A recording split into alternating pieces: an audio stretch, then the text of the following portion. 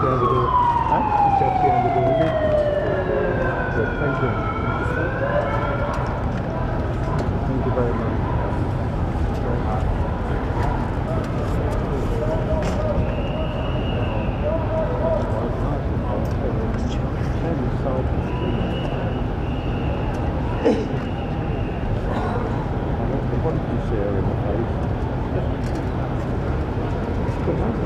Yeah, it's quite funny. I did assume that I like it. It is sharp. There we go. No,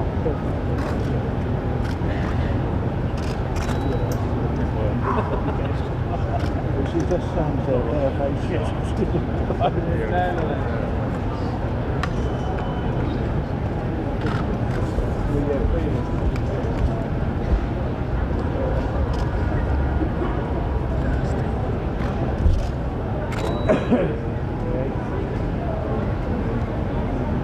Don't hold your breath.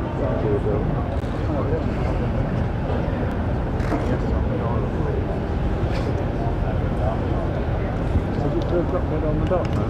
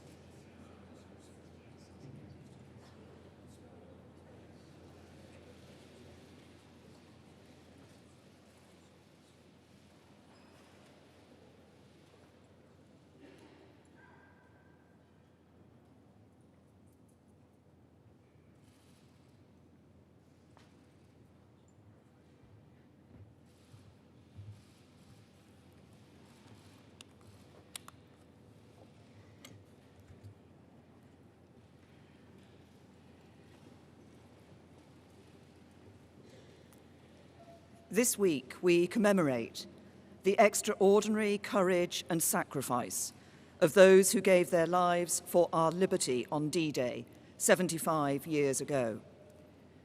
As leaders prepare to gather here from across the world, it is fitting that we begin with a celebration of the special relationship between the United Kingdom and the United States, enduring partners who stood side by side on that historic day and every day since. For generations, at the heart of the transatlantic alliance has been our shared democratic values, our common interests, and our commitment to justice. It is that unity of purpose that will preserve the deep-rooted ties between our people and underpin our nation's security and prosperity for the next 75 years and beyond. So I am very pleased to welcome the President of the United States of America on this state visit to the United Kingdom. For the past 2.5 years, the President and I have had the duty and privilege of being the latest guardians of this precious and profound friendship between our countries. As with our predecessors, when we have faced threats to the security of our citizens and our allies, we have stood together and acted together. When Russia used a deadly nerve agent on the streets of our country, alongside the UK's expulsions, the President expelled 60 Russian intelligence officers, the largest contribution towards an unprecedented global response. And in Syria, when innocent men, women and children were victims of a barbaric chemical weapons attack, Britain and America, along with France, carried out targeted strikes against the regime. Since we spoke about NATO during my first visit to the White House, we have maintained our support for this crucial alliance. Thanks in part to your clear message on burden sharing, Donald, we have seen members pledge another $100 billion, increasing their contributions to our shared security. And I'm pleased to announce that NATO will soon be able to call on the UK's Queen Elizabeth-class aircraft carriers and F-35 fighter jets to help tackle threats around the world. Today, we've discussed again the new and evolving challenges to our security, our values, and our way of life. We share the same view about their origin and our objectives in meeting them. But, like prime ministers and presidents before us, and no doubt those that will come after, we can also differ sometimes on how to confront the challenges we face. I've always talked openly with you, Donald, when we have taken a different approach, and you've done the same with me. I've always believed that cooperation and compromise are the basis of strong alliances, and nowhere is this more true than in the special relationship. Today, we've discussed again the importance of our two nations working together to address Iran's destabilizing activity in the region and to ensure Tehran cannot acquire a nuclear weapon. Although we differ on the means of achieving that, as I've said before, the UK continues to stand by the nuclear deal. It is clear that we both want to reach the same goal. It is important that Iran meets its obligations, and we do everything to avoid escalation, which is in no one's interest. Recognising our nations as safer and more prosperous when we work together on the biggest challenges of our time, I also set out the UK's approach to tackling climate change and our continued support for the Paris Agreement. And we also spoke about China, recognising its economic significance and that we cannot ignore action that threatens our shared interests or values. As we've deepened our cooperation on security, including our joint military operations and our unparalleled intelligence sharing, so our economies too are ever more tightly bound together. Every morning, 1 million Americans get up and go to work for British companies in America, and 1 million Britons do the same for American companies here.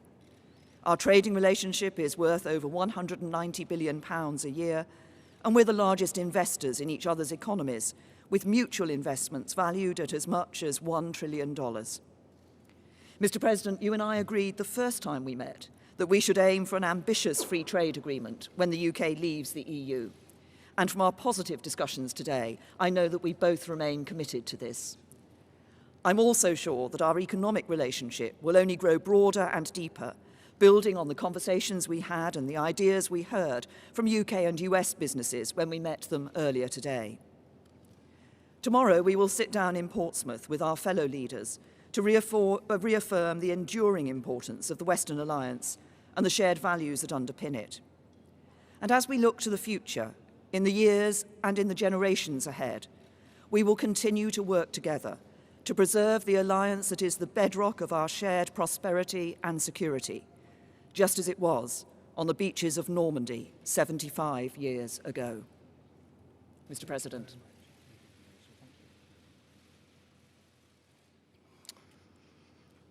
Well, thank you, Prime Minister May. Melania and I are honored to return to London as our nations commemorate the 75th anniversary of D-Day in World War II. We want to thank Her Majesty the Queen, who I had a lovely dinner with last night, a fantastic person, fantastic woman, for so graciously inviting us to this state visit. It was very, very special. Our thanks as well to Prime Minister and Mr. May for the warm welcome they've given the First Lady and me as we remember the heroes who laid down their lives to rescue civilization itself. On June 6, 1944, tens of thousands of young warriors left these shores by the sea and air to begin the invasion of Normandy and the liberation of Europe and the brutal Nazi occupation. It was a liberation like few people have seen before. Among them were more than 130,000 American and British brothers in arms.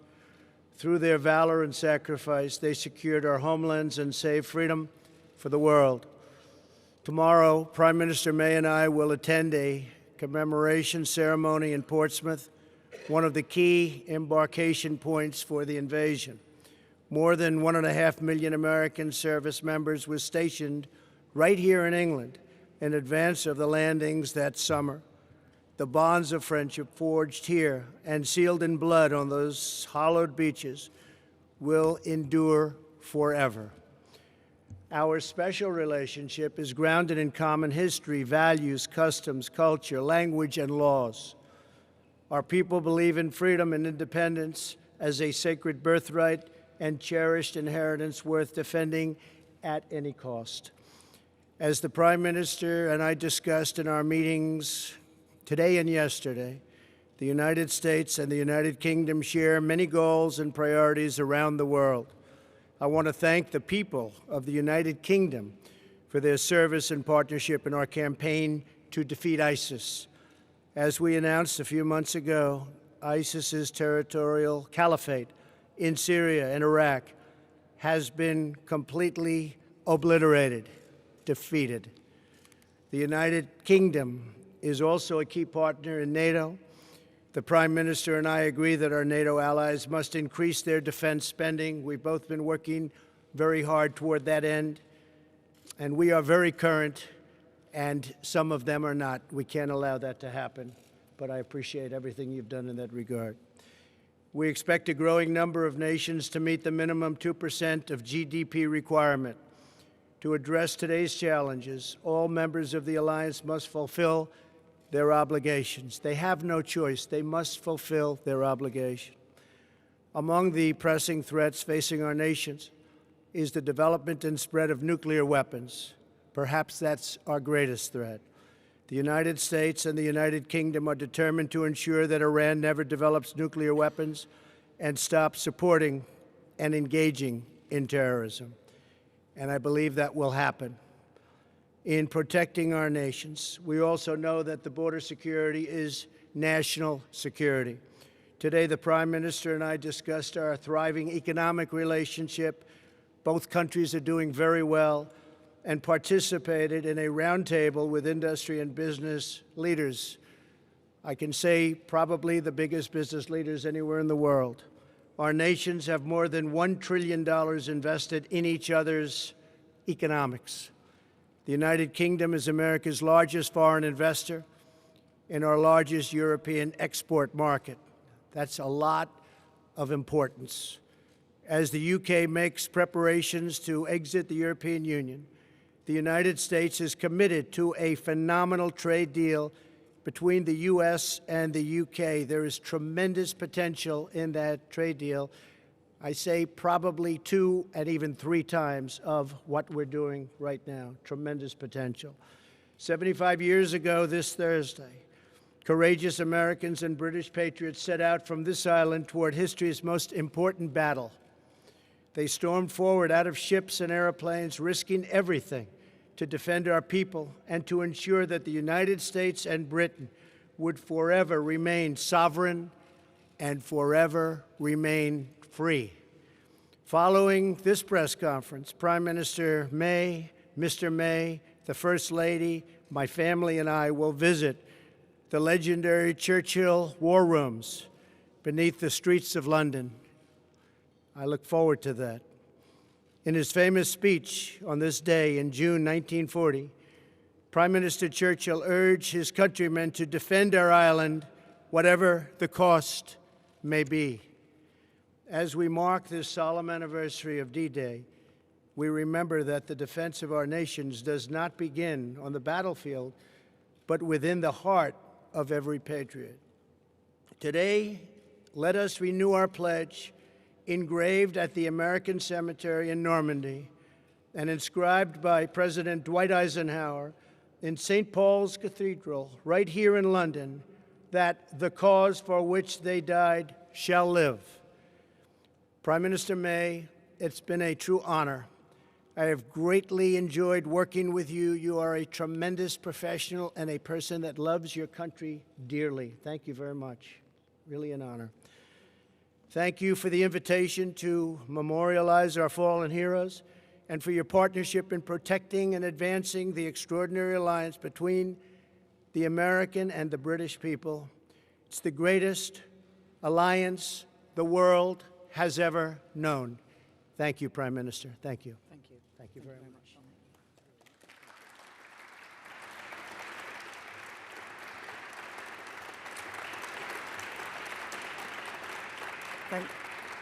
Thank you. Now we're going to take 2 questions from the UK media and 2 questions from the American media.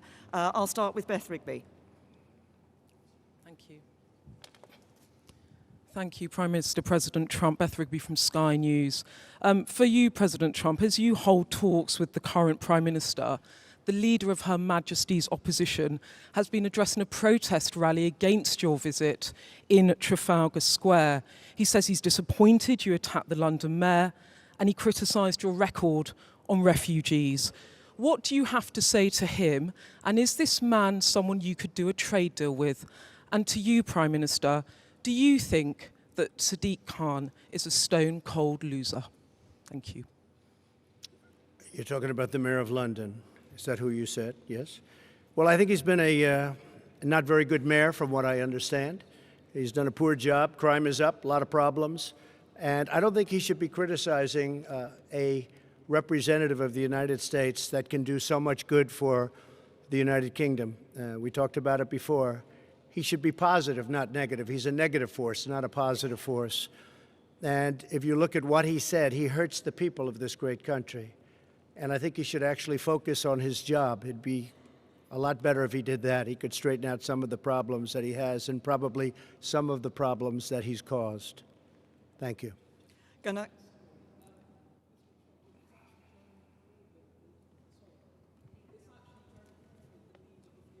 Sure, yes, he wanted to meet with me and I told him no. Yes. Well, I don't know Jeremy Corbyn, never met him, never spoke to him. He wanted to meet today or tomorrow, and I decided that I would not do that. I think that he is, from where I come from, somewhat of a negative force. I think that people should look to do things correctly as opposed to criticize. I really don't like critics as much as I like and respect people that get things done. So I've decided not to meet. As far as the protests, I have to tell you, because I commented on it yesterday, we left, the Prime Minister, the Queen, the royal family. There were thousands of people on the streets cheering. And even coming over today, there were thousands of people cheering. And then I heard that there were protests. I said, where are the protests? I don't see any protests. I did see a small protest today when I came, very small. So a lot of it is fake news, I hate to say. But you saw the people waving the American flag, waving your flag. It was tremendous spirit and love. There was great love. It was an alliance. And I didn't see the protesters until just a little while ago, and it was a very, very small group of people put in for political reasons. So it was fake news. Thank you. And I would say to both the Mayor of London and to Jeremy Corbyn, the discussions that we have had today are about the future of this most important relationship between the US and the UK. As the President described it, the greatest alliance the world has seen. It is this deep special relationship and partnership between the United States and the United Kingdom that ensures our safety and security, and the safety and security of others around the world too. And it is this relationship that helps to ensure there are jobs that employ people here in the UK and in the United States, that underpins our prosperity and our future. That is a relationship we should cherish. It is a relationship we should build on. It is a relationship we should be proud of. Mr. President, would you like to? Big, and this really is a very big and important alliance. And I think people should act positively toward it because it means so much for both countries. It means so much, and it's been so good. Steve Holland, yes, go ahead, Steve. Thank you, Mr. President. Thank you. Is that on? There. What is your current view on Brexit, sir? Should Britain leave the European Union if there is no agreement by October 31st? And for the Prime Minister, what would be the ramifications for the UK if there is not a deal? Well, I don't like to take positions in things that I'm not, really. I understand the issue very well. I really predicted what was going to happen. Some of you remember that prediction. It was a strong prediction made at a certain location on a development we were opening the day before it happened. And I thought it was going to happen because of immigration more than anything else, but probably it happens for a lot of reasons. But I would say, yeah, I would think that it will happen, and it probably should happen. This is a great, great country, and it wants its own identity. It wants to have its own borders. It wants to run its own affairs. This is a very, very special place, and I think it deserves a special place. And I thought maybe for that reason, and for others, but that reason it was going to happen. Yeah, I think it will happen. And I believe the Prime Minister's brought it to a very good point where something will take place in the not-too-distant future. I think she's done a very good job. I believe it would be good for the country, yes. And from my point of view, I believe it is important for us to deliver Brexit. We gave that choice to the British people. Parliament overwhelmingly gave the choice to the British people. We should now deliver on that choice. I continue to believe that actually it's in the best interests of the UK to leave the European Union in an orderly way with a deal. I think we have a good deal. Sadly, the Labour Party and other MPs have so far stopped us from delivering Brexit and that deal. But we will, but obviously this is an issue that is going to continue here in the UK. I think the important thing is we deliver Brexit, and once we're out of the European Union, we will be able to do what we've been talking about today and develop not just that free trade agreement, but a broader economic partnership into the future. If I could just follow up on a related matter, Mr. President, are you prepared to impose limits on intelligence sharing with Britain if they do not put in place some restrictions on Huawei? No, because we're going to have absolutely an agreement on Huawei and everything else. We have an incredible intelligence relationship, and we will be able to work out any differences. I think we're not going to have it. We did discuss it. I see absolutely no limitations. We've never had limitations. This is a truly great ally and partner, and we'll have no problem with that. Okay? Francis. Mr. President, Francis Elliott from The Times. Do you agree with your ambassador that the entire economy needs to be on the table in a future trade talk, a trade deal, including the NHS? And Prime Minister, are you tempted to take the Prime Minister President up at his word and stick around for a bit until the trade deal is done?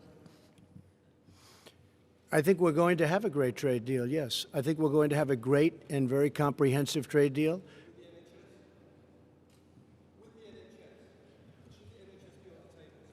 I can't hear him. It's the National Health Service. He says, should the National Health Service be on the table? Look, I think everything with the trade deal is on the table. When you're dealing in trade, everything's on the table. So NHS or anything else, or a lot more than that. But everything will be on the table, absolutely. Okay. But the point about making trade deals is, of course, that both sides negotiate and come to an agreement about what should or should not be in that trade deal for the future. And as regards your second question, Francis, nice try, but no. Look, I'm a woman of my word. Mr. President, would you like to? John, please. Mr. President, thank you. Mr. President, domestically, in recent days, Mexico has stepped up apprehensions and deportations of Central American migrants. That's good. This could possibly be in response to your threat of tariffs. Has Mexico Not possibly be. has Mexico done enough to avoid tariffs, which will be imposed in some 6 days from now? No, we haven't started yet. But the threat is out there. Yeah, the threat is out there, but we haven't really started yet. No, this will take effect next week. And what do 5%. And what do you think of Republicans who say that they may take action to block you imposing those tariffs? No, I don't think they will do that. I think if they do, it's foolish. There's nothing more important than borders. I've had tremendous Republican support. I have a 94% approval rating as of this morning in the Republican Party. That's an all-time record. Can you believe that? Isn't that something? I love records. But we have a 94% approval rating in the Republican Party. I want to see security at our border. I'm going to see great trade. I'm going to see a lot of things happening, and that is happening. And as you know, Mexico called. They want to meet. They're going to meet on Wednesday. Secretary Pompeo is going to be at the meeting, along with a few others that are very good at this, and we are going to see if we can do something. But I think it's more likely that the tariffs go on, and we'll probably be talking during the time that the tariffs are on and they're going to be paid. And if they don't step up and give us security for our nation, look, millions of people are flowing through Mexico. That's unacceptable. Millions and millions of people are coming right through Mexico. It's a 2,000-mile journey, and they're coming up to our border. And our Border Patrol, which is incredible, they're apprehending them. But our laws are bad because the Democrats don't want to pass laws that could be passed in 15 minutes, that could be passed quickly. In one day, it could change. But even beyond the laws, Mexico shouldn't allow millions of people to try and enter our country. And they could stop it very quickly. And I think they will. And if they won't, we're going to put tariffs on. And every month, those tariffs go from 5% to 10% to 15% to 20% and then to 25%. And what will happen then is all of those companies that have left our country and gone to Mexico are going to be coming back to us. And that's okay. That's okay. But I think Mexico will step up and do what they should have been done. And I don't want to hear that Mexico is run by the cartels and the drug lords and the coyotes. I don't want to hear about that. A lot of people are saying that. Mexico has something to prove. But I don't want to hear that they're run by the cartels. You understand. You report on it all the time. A lot of people do. That would be a terrible thing. Mexico should step up and stop this onslaught, this invasion into our country, John. And Prime Minister May, you tried 3 times to get a deal on Brexit. At this point, do you believe that a deal on Brexit is possible, or is this a Gordian knot? President Trump says that you didn't take his advice in terms of negotiation. Should you have? Would that have made a difference? And President Trump, if I could ask a follow-up, you had a conversation with Boris Johnson. Could we ask what you spoke about, and will you meet with Michael Gove today? Well, first of all, on the first issues, I said in answer to an earlier question, I personally believe, that it is in the best interests of the UK to leave the European Union with a deal. I believe there is a good deal on the table. Obviously, it will be for whoever succeeds me as Prime Minister to take this issue forward. What is paramount, I believe, is delivering on Brexit for the British people. And I seem to remember the President suggested that I sued the European Union, which we didn't do. We went into negotiations and we came out with a good deal. Yeah, that's not such a... I would have sued, but that's okay. I would have sued and settled, maybe, but you never know. She's probably a better negotiator than I am, Jeremy. But you know what? She has got it, in a sense, John. That deal is teed up. I think that deal is really teed up. I think they have to do something. And perhaps you won't be given the credit that you deserve if they do something, but I think you deserve a lot of credit. I really do. I think you deserve a lot of credit. Okay? Yes, John? So I know Boris. I like him. I've liked him for a long time. I think he'd do a very good job. I know Jeremy. I think he'd do a very good job. I don't know Michael, but would he do a good job, Jeremy? Tell me.